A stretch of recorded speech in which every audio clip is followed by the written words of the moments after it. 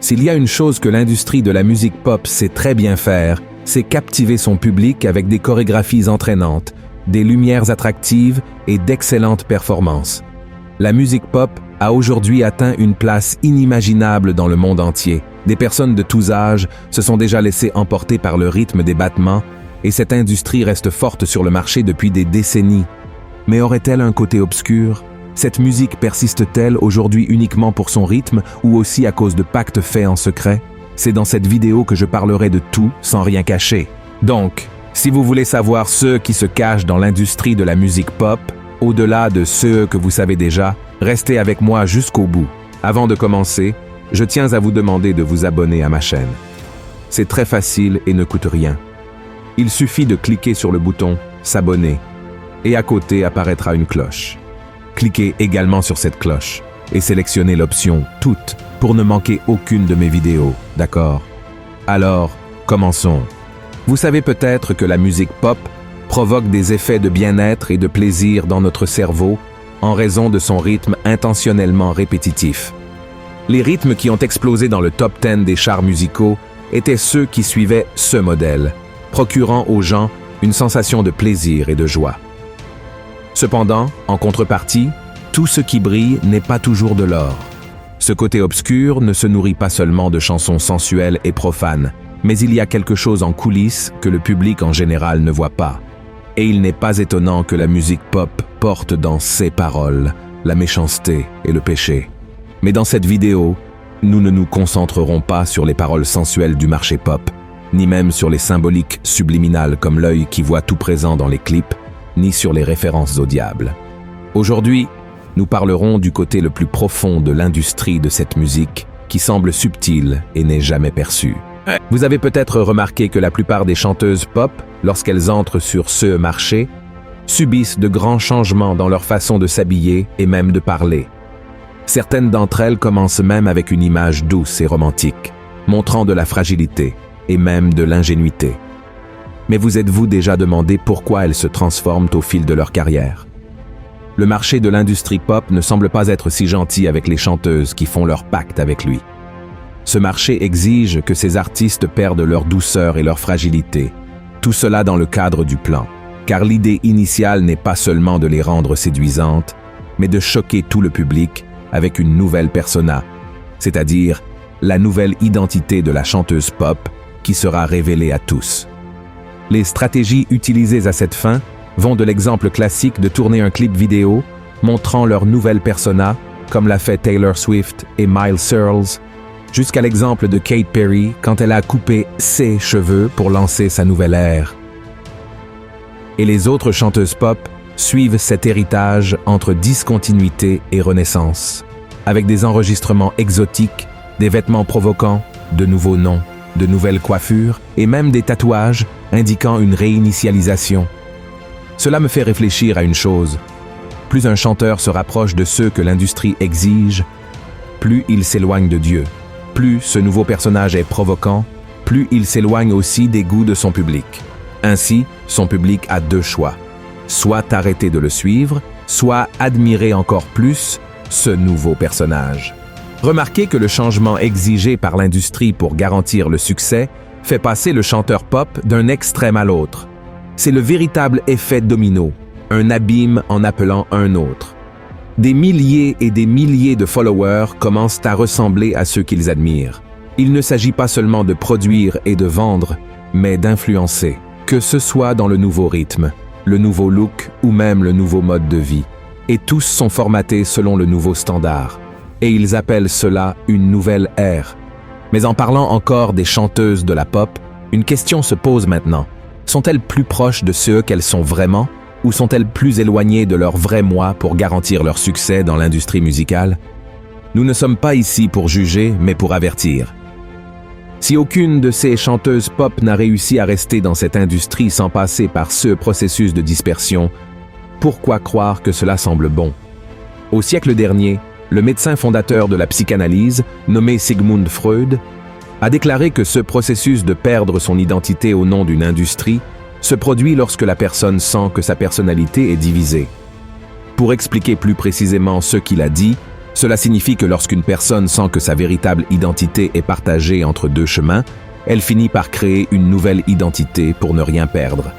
Et c'est exactement ce qui se passe dans l'esprit de la plupart de ceux qui enchantent la musique pop, c'est-à-dire qu'en essayant de ne rien perdre, ils finissent quand même par perdre. Mais une autre grande question qui m'a fait remettre tout cela en question est: qui est derrière les pas de cette industrie? S'agirait-il des grands contrôleurs du monde occulte ou des milliardaires qui reçoivent une avalanche de dollars à chaque tube lancé?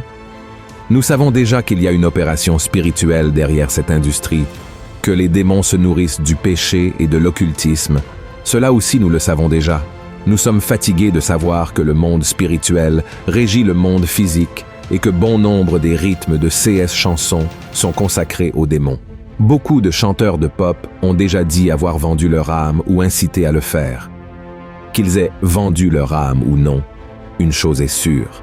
Ceux qui suivent cette tendance n'ont pas besoin d'avoir l'apparence du diable, il leur suffit de le suivre. Et nous savons aussi que c'est précisément à cause des paroles charnelles de ces chansons que des foules continuent d'être nourries à chaque clic, c'est-à-dire que toute la musique faite ici sur Terre, qui comporte de la sensualité et de l'occultisme, avec un rythme qui stimule nos neurones, ouvre des portes vers l'enfer et ces démons influencent leur vie. C'est un véritable réseau d'influence. Mais la question que j'ai posée était de savoir qui est derrière cette grande industrie, n'est-ce pas? Malgré les grands occultistes qui sont constamment impliqués dans la production et la propagation de la musique pop, si ce n'était pas pour le désir des chanteurs d'être quelqu'un d'autre que ceux qu'ils sont, cette industrie n'aurait pas survécu à sa première décennie.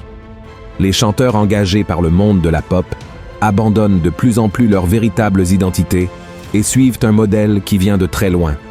Mais cela ne peut se produire que si les stars de la pop renoncent à leur propre identité pour suivre le monde, c'est-à-dire le monde de la pop. Vous vous souvenez d'un homme dans la Bible appelé Samson? Il était consacré à Dieu depuis sa naissance et avait fait un pacte avec Dieu, celui de ne pas se couper les cheveux. Samson, à travers ce vœu, laissait pousser ses cheveux et les tressait. Et grâce à cette alliance faite avec le Seigneur, il recevait la force de vaincre les Philistins et consacrait sa vie à faire l'œuvre de Dieu. Jusqu'à ce qu'un jour, Samson tombe amoureux d'une femme appelée Dalila. Cette femme l'a séduit et a réussi à découvrir d'où venait sa force, qui provenait du vœu qu'il avait fait avec Dieu. Elle a alors élaboré un plan qui consistait à couper les cheveux de Samson et à le livrer désarmé aux Philistins en échange de pièces d'argent. Après plusieurs tentatives, Dalila a finalement réussi à exécuter son plan. Lors d'une de ces tentatives, elle a obtenu de l'aide pour couper les cheveux de Samson et les a livrés aux Philistins, obtenant enfin sa pièce d'argent. Et si vous regardez cette histoire, vous verrez la vie de quelqu'un qui a négocié son identité d'homme de Dieu. Samson a négocié son vœu de Nazaréen pour les passions de la chair. Il a négocié sa véritable identité pour faire ce que Dalila voulait vraiment. Et remarquez que je fais un parallèle entre la vie de Samson et la vie de tant de chanteurs de la pop. Je compare également Dalila à l'industrie de la musique pop. Tout comme Dalila avait une belle apparence, séduisait et stimulait les neurones de Samson, ainsi en est-il de l'industrie de la musique pop. Et tout comme Samson ne connaissait pas le côté obscur de Dalila, ceux qui font le pacte avec l'industrie verront que pour rester en haut des classements, ils devront tôt ou tard révéler le secret de leur grande force. Ce que je veux dire, c'est que pour renaître sur le marché de la pop, ces chanteurs devront renoncer à leurs précieux trésors, c'est-à-dire à leur propre personnalité. Nous avons d'autres exemples dans les écritures d'hommes qui ont abandonné leur véritable identité parce qu'ils étaient partagés entre deux chemins, suivre Dieu ou recevoir la gloire et les applaudissements. Salomon, le fils de David, fut l'un de ces hommes. Le roi Saül fut également un autre qui a renié Dieu et a commencé à suivre l'occultisme. La grande vérité est qu'il ne vaut pas la peine de gagner le monde entier et de perdre son âme pour le diable. Il n'est pas rentable de conquérir la gloire et les applaudissements en échange de vendre son âme à l'ennemi. Et quand je dis vendre son âme au diable, je ne parle pas de conclure des pactes sataniques, mais de livrer son âme en échange de la gloire et des likes, et de voir son pouvoir d'influence être détourné vers le mal. Frères et sœurs, nous sommes la génération des influenceurs, et nous choisissons comment nous influencerons et qui seront ceux qui nous influenceront. Dans ce cas, nous pouvons nous tourner vers l'exemple de David, un homme qui avait le cœur selon le cœur de Dieu et qui, malgré ses erreurs, faisait tout pour plaire au Seigneur, même si cela lui coûtait sa propre réputation. David aimait Dieu de tout son cœur et veillait sur sa présence. Et un autre grand influenceur du bien que nous pouvons mentionner ici est l'exemple même de Jésus. La parole de Dieu dit qu'il ne s'est pas tant soucié d'être Dieu, mais qu'il a choisi de s'abaisser de sa gloire pour gagner des âmes à travers sa bonne influence. Et c'est ce qui doit être notre objectif. C'est le secret pour ne pas tomber dans les chansons de l'industrie de Dalila. C'est de chercher à être comme Jésus, qui était doux et humble, sans s'attacher à soi-même, mais en faisant ce qu'il a lui-même enseigné, renoncer à sa propre volonté pour faire la volonté du Père. Frères et sœurs, la musique pop résonne dans les oreilles de chaque Brésilien et de chaque étranger. Le marché pop continue de gagner des milliards chaque année avec ses chansons sensuelles et ses rythmes entraînants, faisant de ces artistes des avatars de la nouvelle ère qui promeuvent la culture babylonienne et tout son occultisme avec des images et des symboles subliminaux. Et pour continuer à prospérer dans ce domaine, il sera nécessaire de faire une renonciation, abandonner sa propre personnalité pour la naissance d'une nouvelle, émergeant ainsi comme un nouveau personnage vide de soi-même, même s'il est rempli de popularité. Il serait bon que toute cette déconnexion ne soit pas nécessaire, mais pour rester sur le marché, il faudra dire comme Taylor Swift l'a dit, « Mon ancien moi n'est plus là ». Mes frères et sœurs en Christ, nous n'avons pas besoin de suivre l'exemple de beaucoup, mais nous devons suivre l'exemple de Jésus-Christ lui-même, qui même étant roi, même ayant tout pouvoir, même étant Dieu, n'a pas considéré cela comme quelque chose auquel il devait s'attacher. Il a influencé avec amour et grâce, levant une mer d'influenceurs qui sont aujourd'hui dispersés partout, influençant cette génération à vivre dans la sainteté et à marcher comme David, ayant soif de la présence du Seigneur, cherchant à lui plaire même si cela exige de renoncer aux désirs charnels pour vivre la volonté du Père, qui est bonne, parfaite et agréable. Amen. J'espère que cette vidéo vous a parlé, alors aimez, partagez avec vos amis et votre famille, et je vous attends dans la prochaine vidéo. Que Dieu vous bénisse puissamment. Gros câlin.